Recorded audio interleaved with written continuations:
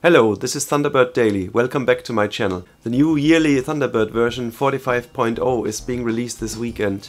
I'm taking this opportunity to look at some of the user-facing improvements that have been added in this version. Thunderbird's innovations have been running based on contributions by the community, as Mozilla doesn't fund any full-time development for the last 2 years. Obviously that doesn't mean that all development is halted. Thunderbird Council is currently discussing alternative ways of funding additional development work. So let's take a look at what has been added in the visible user experience.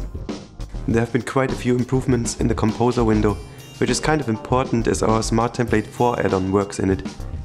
One of my favorites is the new paragraph format behavior. When we compose a new email, we will generally start off in a paragraph or set our templates to be in a paragraph.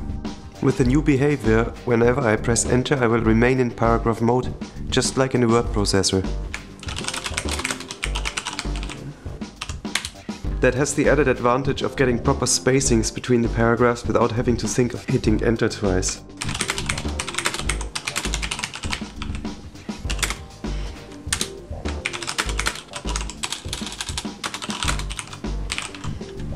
If I just need an ordinary line break, I can press Shift and Enter. This will insert a line break, like in the old behavior. Once I press only Enter, I get a new paragraph. The next feature is related to the font selection drop-down. To demo this, I'm going to reply to an email.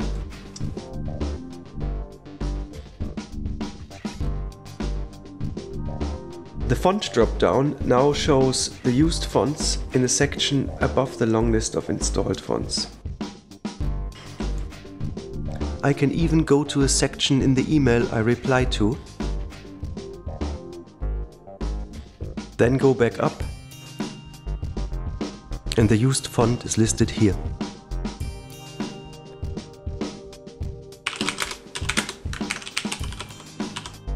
That has the advantage that if I'm writing normally, variable width, and then I need that font, I can just highlight a word or section and select it, and I don't have to scroll down to the long list of all fonts installed on my system. And if I want another font from the email I reply to, I just click into it, and I can actually select it from the drop-down then. The next thing is the font size button. It's a brand new button that gives direct access to font sizes. Here I'll show you what they look like in the text. Tiny, small, medium, large, extra large and huge. Tiny text might be affected by a minimum font size in the Thunderbird settings. One more feature for the Compose window is the Editable From header. With this we can edit the From header, and rather than selecting an email address from our identities list, we can customize and make up a disposable email address for every individual email that we send out. This is an obvious advantage when we want to avoid spam, or if we're using specific email addresses for specific purposes. The final feature that's noteworthy is the Correspondence column.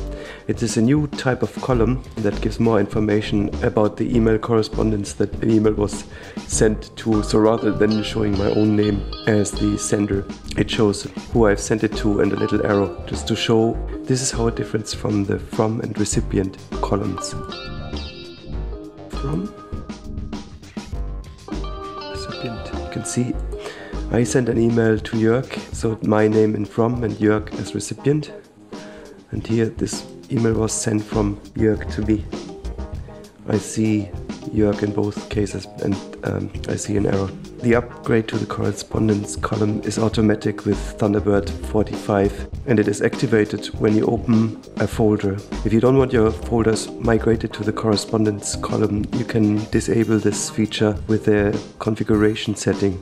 Go to the configuration database, go to Options, Advanced,